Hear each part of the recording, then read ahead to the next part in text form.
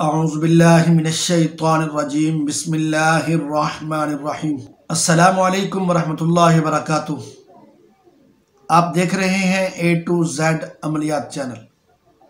آج میں آپ کے لیے ایک ایسا عمل یا وظیفہ لے کر حاضر ہوا ہوں جس کے ذریعے سے بہت سارے میرے دوست، میرے بھائی یا میرے ویورز اس وظیفے کو پڑھنے کے بعد، اس عمل کو کرنے کے بعد انشاءاللہ العزیز آپ یرقان کی بیماری سے محفوظ رہیں گے۔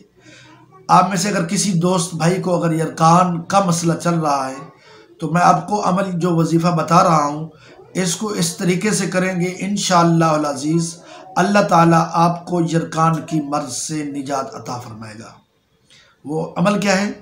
آپ نے سورۃ البینہ آخری پارے کے اندر سورۃ البینہ لم یکن الذین کفروا من اہل الکتاب الآخر، اس پوری سورت کو آپ نے پڑھنا ہے اور اس کو پڑھ کر آپ اس بیماری سے محفوظ رہ سکتے ہیں۔ پڑھنا کس طریقے سے ہے آئیے بتاتا ہوں وہ طریقہ کیا ہے۔ آپ نے سورۃ البینہ کو روزانہ صبح شام پڑھنا ہے، دو تین بار پڑھ لیں، اول آخر دوسری پڑھ لیں تو انشاءاللہ العزیز جس میرے بھائی کو یرقان کا مسئلہ چل رہا ہے، یرقان کی بیماری چل رہی ہے، انشاءاللہ العزیز وہ اس یرقان کی مرض سے نجات حاصل کر لے گا۔